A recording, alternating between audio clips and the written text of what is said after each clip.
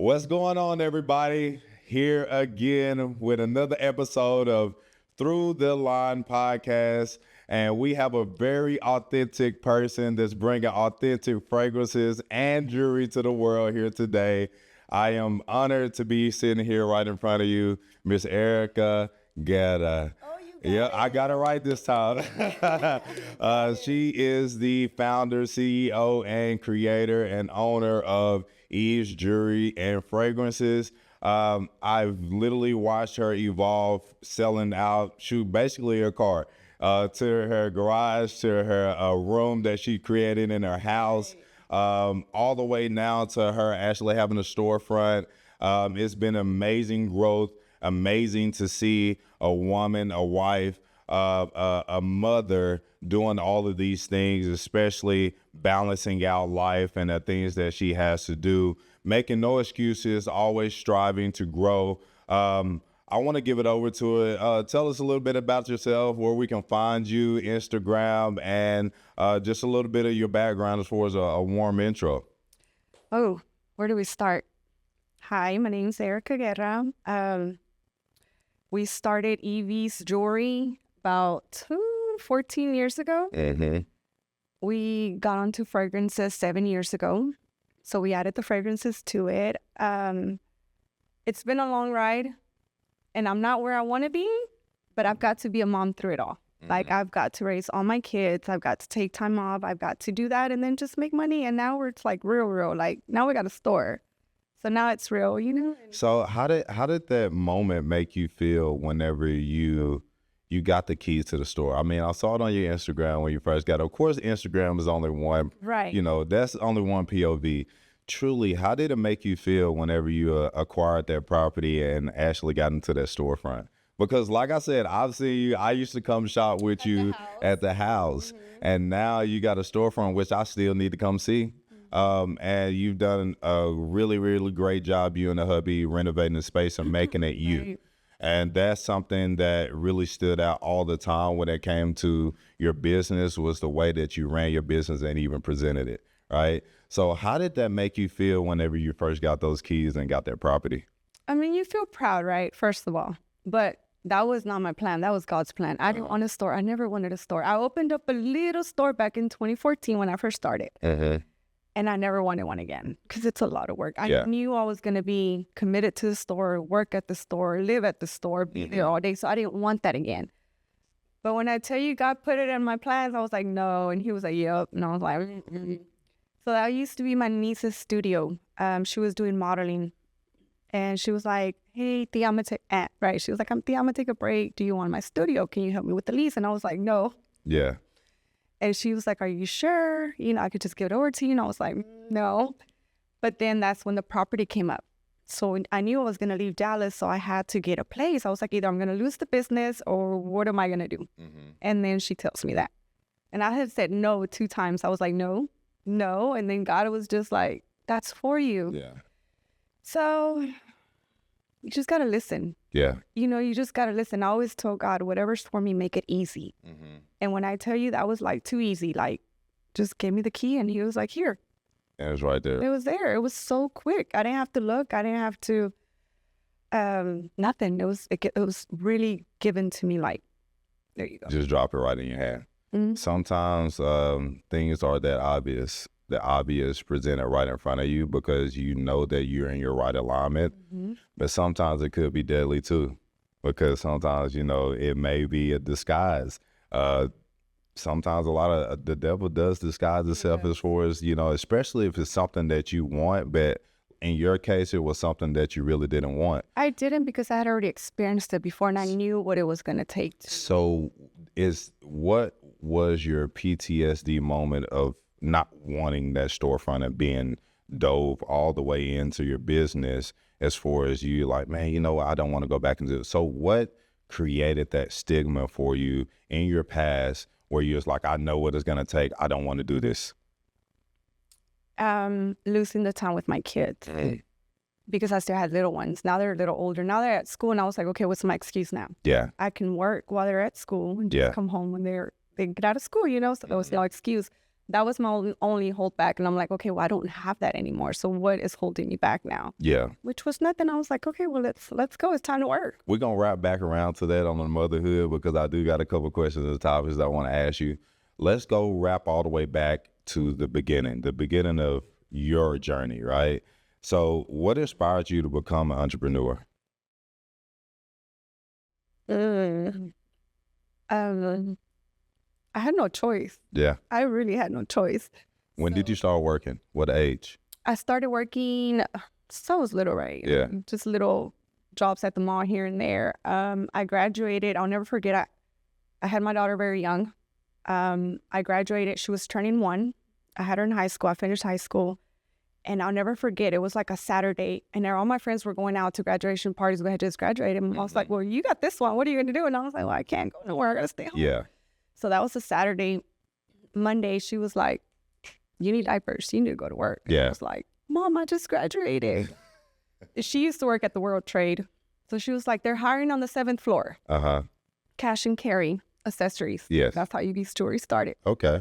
So she got me a job in there, and I started working there. I stayed there 10 years working for somebody. So you took a real big liking to the, I would like to say the aesthetic, cosmetic, light side of entrepreneurship. Kind of, yeah. That's what I got into, that's all I learned. And I just started learning about wholesaling and little by little, and I was the only person that worked there. I was the only sales rep. So I knew all the ins and outs of accessories, how to buy them and what, things like that. And I'll never forget, 10 years later, I had seen them getting old and business was starting to drop. And I was like, I wonder what they're going to do. Sure enough, they were like, hey, we're closing in a few months. And I was like, what am I going to do? This is all I know. Yeah. So, and it was a slap in the face because I gave them 10 years. I worked for these people 10 years. So you felt like something else would have came from it? I feel like at least a good goodbye check or something, exactly, Nothing. It was like, hey, we're closing in 2 weeks. Nice like, to figure meet it you. See you out later. And I was like, what do I do? Yeah. I just stayed here 10 years and don't know anything else but sales, which sales is great. You could do a lot with sales. It's an amazing thing. So that's how it started. I'll never forget. I went to Richmond. I cried because I was like, what am I going to do? Well, I'm just don't know what's going to happen. I remember going to the 7th floor of the cash and carry where I worked, and it was my last check. And I was like, let's go. Yeah. I just bought a bunch of stuff. I called one of my best friends, has a big family. I was like, call your tias, your cousins, everybody, come over. Yeah. I made little appetizers. I had wine. I got everybody drunk and everything sold. Yeah. And we did it again, and we did it again, and we're here. And now you're here. That's an amazing startup story. Did you always see yourself owning the business, or did you kind of just, like you just said, did you feel like that you were forced into it? Or did you ever just, you ever think about in those moments of those 10 years to be like, I want to have my own? Did you ever think about that? I did. Yeah. I always did. I don't think I've ever wanted to just work for somebody. Yeah. No, that was never me. So you never had the personality to just basically, and of course, be a follower.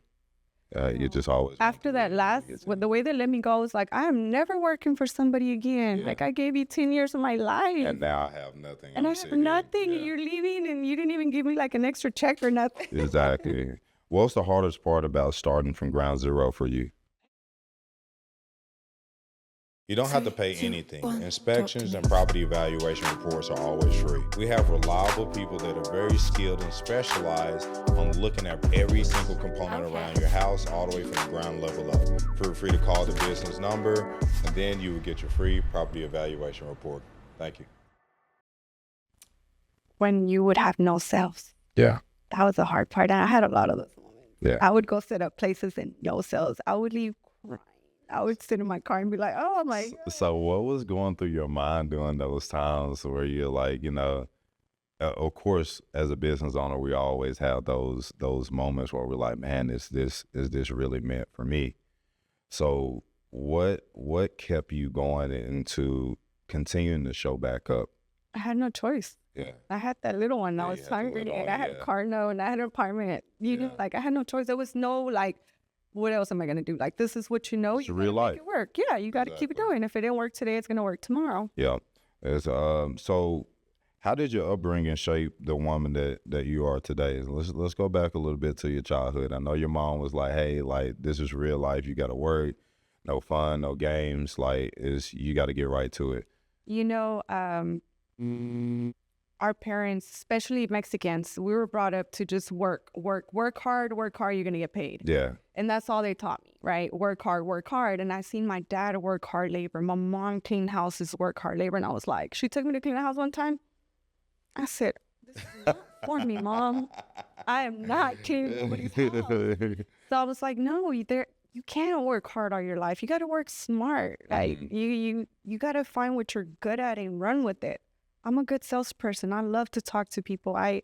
I'm good with people. Yeah. So I was like, let's go. We're gonna make this work one way or another. Exactly. So did that come from your mom, or would you just say that was a culture thing? Because I mean, I see people in different cultures, Hispanic, Black, white, whatever you may happen to be, and a lot of people aren't good at sales and talking or being people.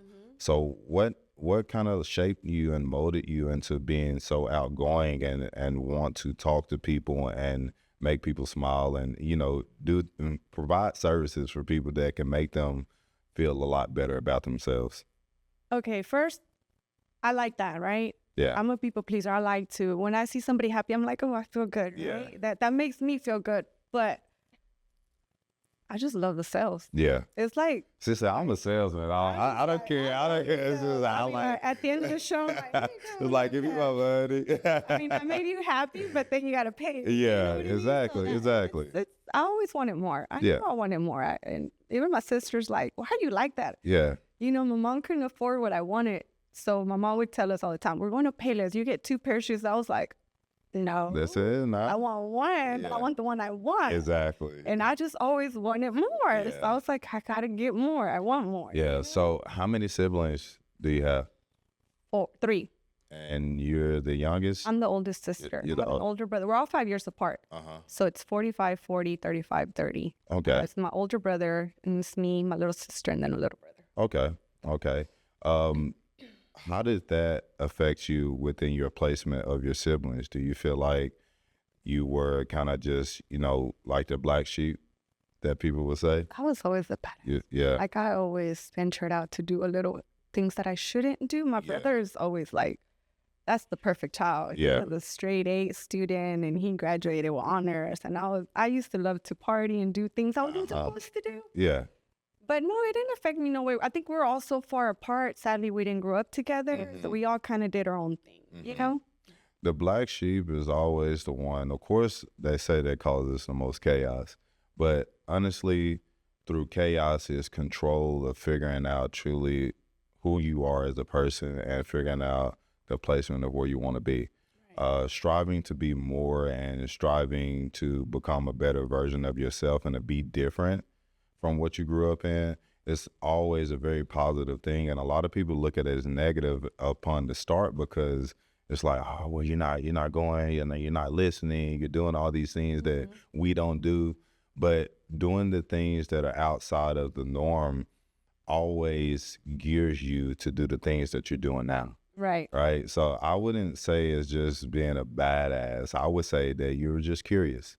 You're just curious of like, why are you telling me not to do these things? Like, what's on the other side? Why didn't I listen? Exactly. Yeah. Hey, sometimes it helps, and sometimes it does bite us in the ass. I know. I've apologized to him. I'm like, Mom, I'm sorry. It's like, my bad. I was just trying to figure something out. Good times. I couldn't imagine what I did my party days to now. I'm like, yeah, I've probably been killed somewhere. Yeah, exactly. A lot of close calls. As a Hispanic woman, do you feel like that you have to work twice as hard to be taken seriously? Like even now, whenever you present your business to the public, do you feel like that you have to work twice as hard to be taken seriously? Where I'm at, yeah. Yeah. I don't think being Hispanic affects me in any way. I think just being a woman and just where I'm at and with what I sell, it just kind of, I have to like push harder. I have to, because I carry things that are Neiman Marcus, I'll say, right? So why would they want to come shop with me when they can go there, right? Exactly. So that's the only little problem that I have. But once they get to talk to me like So tell everybody what will be the benefits of coming to you rather than going to Neiman Marcus. So you get to talk to me. It's like, get to see me. I mean, you get special treatment. You're going to come in here. I'm going to talk to you. I'm going to find what you like. You don't just go in there. I mean, Neiman Marcus treats you pretty well, right? Some places. You get special small boutique treatment with me. Of course, everything's under retail prices, so you get better prices with me. And it's a one-on-one service. Exactly. I mean, versus just going into a big department store and wanting to look for something. Exactly. So I'm there to help you. So if anyone is trying to find you now, where could they find you in your shop and your location to be able to come experience the EV experience? Right. We are in Mesquite, right off of 635 in Oates. As soon as you exit, it's right to your right. What else? What kind of products are you providing?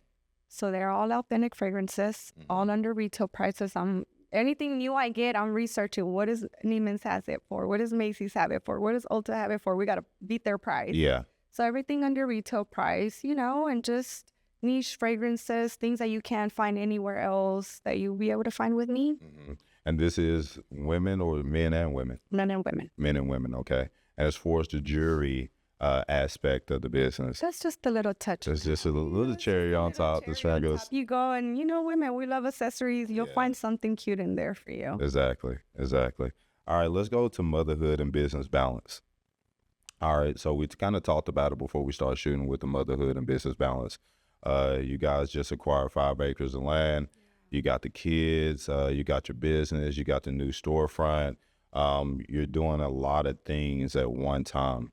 How do you balance motherhood while building a business? I have a whole village, Yeah. I am blessed. This is when I look back. I was looking the other day.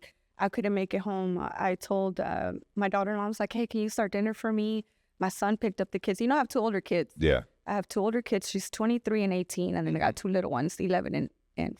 I was going to say 8. 11 and 5. And my oldest 2, they're our village. Like, they help me so much. So I don't feel like I'm missing out on the little ones, because those are picking up my slack. That's a good position to be in. For sure. Do you ever struggle with guilt as a mother, as an entrepreneur? Yeah, I'm in the shop crying because I've just filtered. I'll be crying. A customer walks in, I'm like, hi. I see it on your story all the time. You're like, I feel so bad. I mean, I hate missing out, but I know what it takes. Like, okay, I'm not there. Their dad's there, or their siblings are there. Somebody will be there. They'll be okay. So do you understand that sacrificing now is going to be able to give you joyful moments later?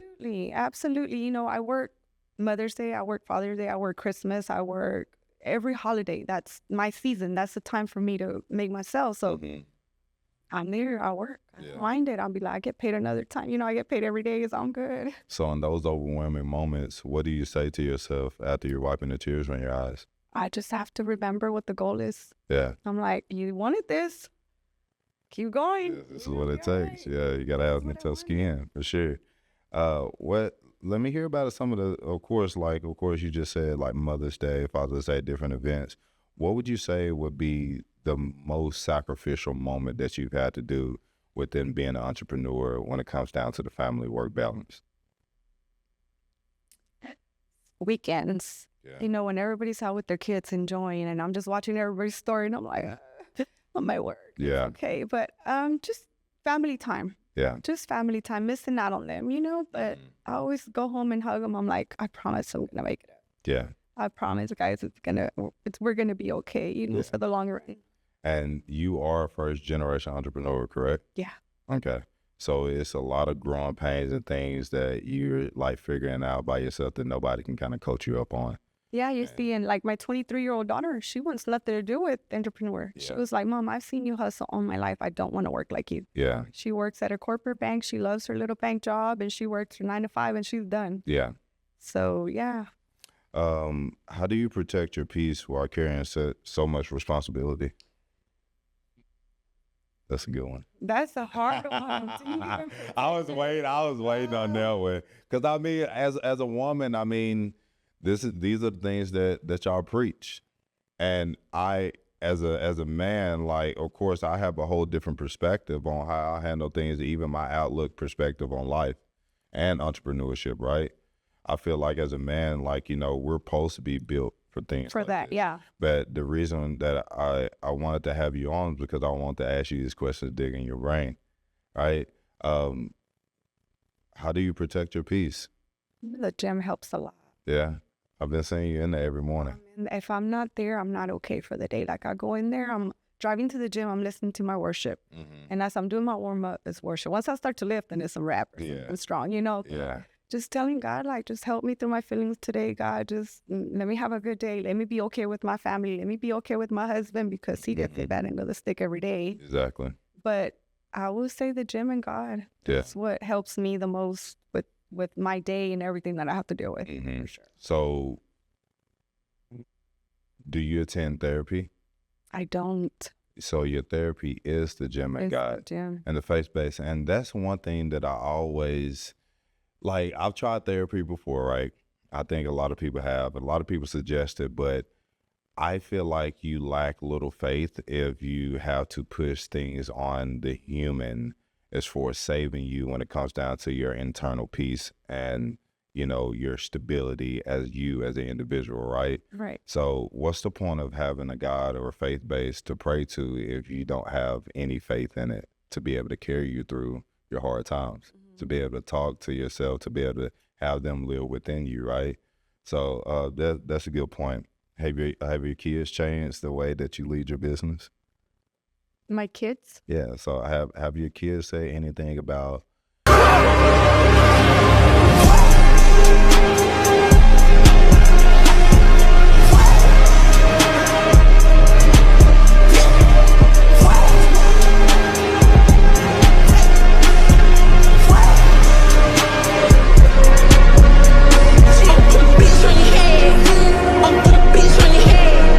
you being away or like things and miss like that they have? Oh, yeah. That would be crying. I just like that. We got some tissue in here. Mommy's always working. Yeah. So how does that? Daddy's number one because he's home, because he gets to be home more. Yeah. You know, He has more leverage within what he does. Yeah. You know, so mommy's always working. Mommy loves work. Yeah. Mommy loves to. How does that make you feel? Like, shit, of course. Yeah. Always feel bad. I'm like, I wish I didn't have to work, guys. You know, I wish I could be home with y'all. I wish I could just tend into y'all. But this right here is like, I got to make the sale. I got to, text back. I got to. Exactly. You know, so it sucks. But. So how do you have those talks with your kids of helping them better understand your goals and the things that you have for them even in the future? Because, of course, it's personally your goals, but they're going to benefit all of the accomplishments. And we do. And my husband tells them too, mommy's doing this for all of us. Like, you guys see this land is for y'all. We're doing this for y'all. And they see it, vacation time. They're like, hey, you remember how mommy missed all them days? This is why. Do you feel like this is helping them understand life at an earlier age of seeing their parents sacrifice and for sure. as a team? Yeah, for sure. That's good. Yeah. That's real good. Mindset and personal growth. What mindset shift changed your life the most? What mindset? What mindset shift? Like what shifted at a certain point in your life? I think we can all attest to looking back and being like, hey, this moment was my mindset shift into being in a position and thinking the way that I think right now. When was that breakthrough moment for you? Oh. And what was that mindset shift? I mean, because we talked about it. I mean, we done had a couple, drinking nights or whatever. Yeah. So when was that big shift for you to be like, hey, you know what? I'm going to step back a little bit on these things that I enjoy so much, and I'm going to change my whole mindset and go after something different. This was like, that was a while back. It was probably like 10, 12 years ago. I'll never forget where was Susie and my mother-in-law. Susie, I love my mother-in-law. Yeah. She's real bougie. Fancy, right? 12, 14 years ago, I didn't have no money, right? So I remember Susie had got a big job promotion or something. Oh, she's going to hate that I say this story. I'm sorry. But my mother-in-law was like, we're going to go buy you some red bottoms. And my husband was like, come on, let's go. And I was like, okay, well, let's go. I didn't know red bottoms were $1,000 shoes, right? Yeah.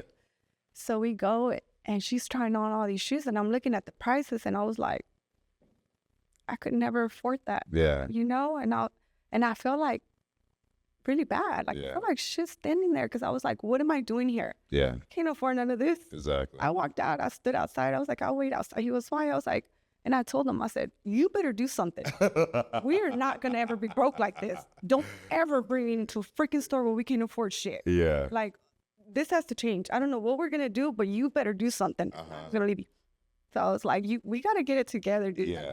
I'm never going to feel this way. And it just started from there. I was like, I'm going to book some events. We're going to do this. We're Lit a gonna do fire in something, you, yeah. something. I was like, I'm never going to feel this way. Yeah. Never. And now, and he's like, now you can afford whatever you want. You don't buy your shit. I'm like, I like my little Macy. Just like, hey, don't get it twisted. It was like, hey, I just wanted to get to the point where I could afford it. Yeah. Well, I still don't mean I would buy it, but I can get it now. Now I can get it. Yeah. I'm not going to buy it. Yeah, exactly.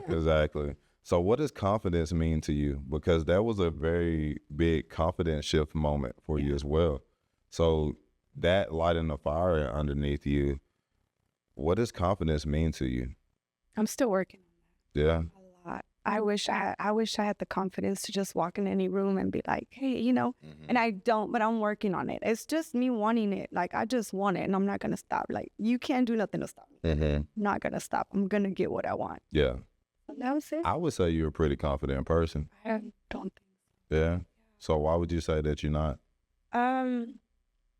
Because I've seen confidence, I've heard confidence, and I'm like, oh, I want to be like you. Like, I want to just be like, yeah, I'm that. You know, like, just stay there and be that person. And I don't. I'm like, but I'm going to get it. But I'm going to get it. For sure. How do you handle fear, doubt, and criticism? I cry a lot. Yeah. You feel like that helps you a lot? I just cry for everything, but just crying it out, you know, being on my own, crying it out. You'll see me on the treadmill and I'm like, just cry and pray about it. You know, I get criticized so much. And being on social media, it's like out of sight, out of mind. Yeah. You got to stay active. So I got to post my kids be like, there you go posting. I'm like, you guys don't understand. Not that I show people what I want to show people. You don't get to see everything. Exactly. But even that you get criticized on, you know? And I'm like, if y'all knew where I came from, this is not showing off. This is showing y'all that y'all can do it, that anybody can do it. Like, a few years ago, I wanted this. I couldn't even afford it. You know? I'm like, do it. Like, you can do it too. That's, you know, but then you get criticized like, oh, you did it. And I'm like, no. So what you think about them haters? What song you got to tell the haters to that? I just no, I mean, it's human nature for us to be jealous. You know, it just depends on how you feel in your heart. Like, if you hate me because I finally got to do something for myself, then you got a problem. You know what I mean? It's not, I think we're all get jealous, not necessarily jealous, but to me, it's like I seen your pool and I was like, oh, we're going to get that pool one day. You know, to me, it's just motivation. Like, oh, he did it. We're going to do it. I want to get there one day. It's possible. But it's never like, oh, I hate them or I hate that they did that, you know? Exactly, yeah. It's just kind of like, I feel like as humans, we all do have kind of like envious traits. Yeah. And I wouldn't even think of it as in a negative thing unless it gets to the point where it's negative, where you just want to like take it for somebody. Right, yeah. Or you do develop that sense of hate for it because like, hey, like you're frustrated because you haven't gotten it yet, right? But those things can be used in a very positive light, like you said in the past, like with your sister going to get those shoes. That lit a fire, that motivated you to go work harder, right? Yeah. It just opened your eyes to so much more. How important is self-belief and entrepreneurship and the things that you do? Oh, it's very important. I talk to myself every morning, like, let's go. You can do it. You got this, Ericka. We're going to do this. You have to believe in yourself. You have to talk to, cheer yourself up. Not everybody's going to do it for you, you know? Yeah. Not everybody has their own thing going on. There's times where I talk to my friends, they got things going on. Sometimes I want to hear that, yeah, you can do it, friend. You can, you know, but I can't expect it from everybody. So it's like, yeah, it's just you. Yeah. It's just you behind closed doors. You got to talk to yourself and get going. So as a woman, of course, words of affirmation is something that's really big for you guys. All right. And I'm not big on words of affirmation as a man. I don't care. Honestly, whenever you tell me I'm doing a good job, I feel like you're hating. Really? Yeah. Like I I've had so many like bad encounters where people are like, oh, I'm proud of you. I'm just like, no, you're not. Right. I'm like, nah, you're not proud of me. I'm just like, oh, well, I'm happy for you. I'm just like, that's so like, no. But I really am happy for you. No. Well, I'm not saying you, but I mean, you see me Yeah. in a different like limelight. Like, I mean, shoot, how long has it been since we've even been in front of just what?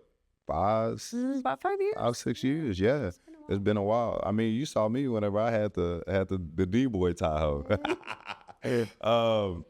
I mean, it's a little bit strange for me to take compliments and words of affirmation because I've seen so many of those be fake. Right. Yeah. So with the words of affirmations, is that something that you necessarily need as a female entrepreneur, especially whenever it gets lonely?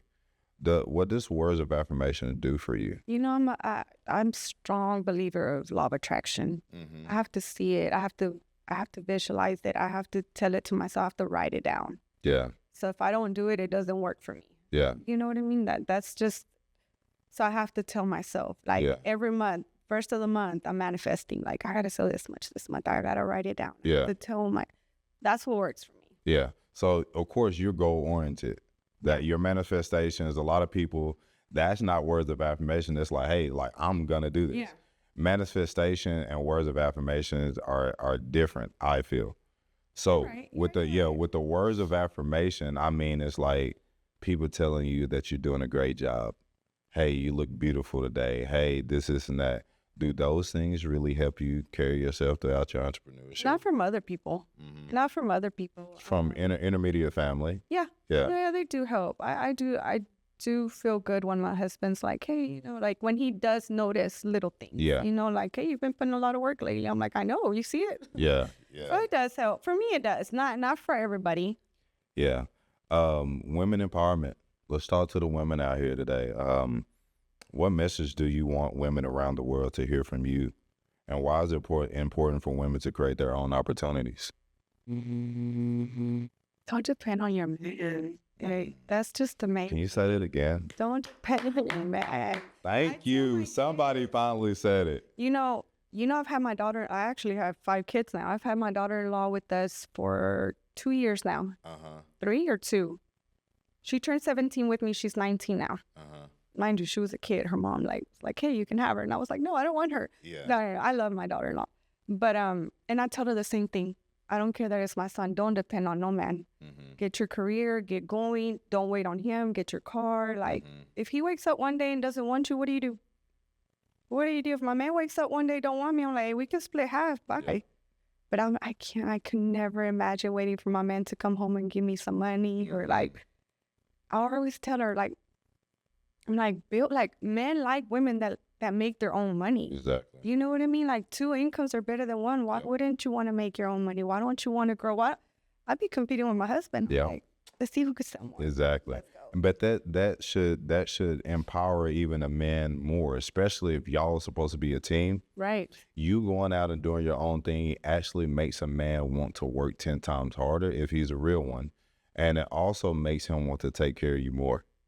It's a reverse psychology thing.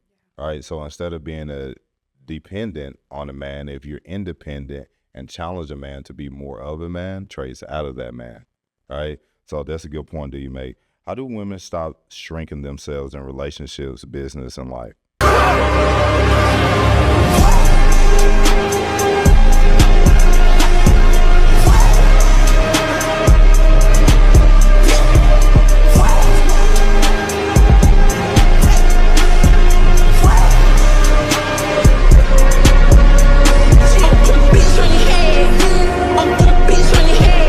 Based off what? Never start.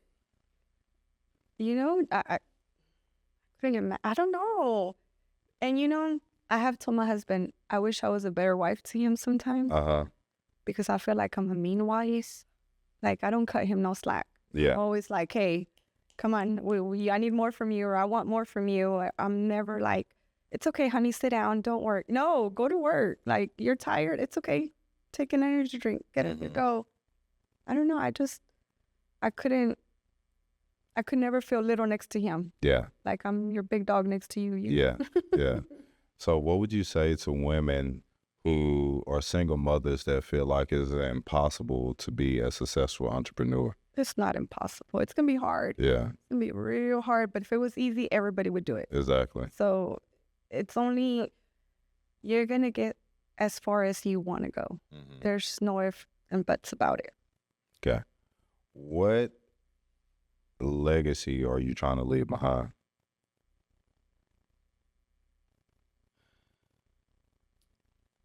I want to leave my kids properties. I don't want to leave my kids debt. Yeah. You know, I haven't done anything. Yeah. I want to leave my kids set. Exactly. I want my kids to each have a property. I want my kids to have generational wealth. I want to leave my family set if I ever go, when I go. Yeah. Besides depending on a man, what something that women normalize that they shouldn't? I want to know this one. I don't know. I don't know. Oh, that's a tough one. Okay, like for certain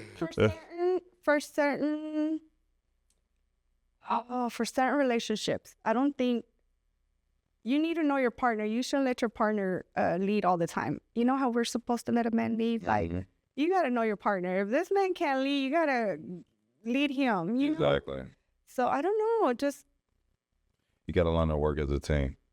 Everybody has different roles. For sure. And it's okay sometimes if you, I guess, with a guy that doesn't really know how to lead, like you said, sometimes you got to play that role in that relationship and he can pick up the slack. So I feel like a lot of women try to normalize men in leadership, not understanding that every man isn't bred to be a leader.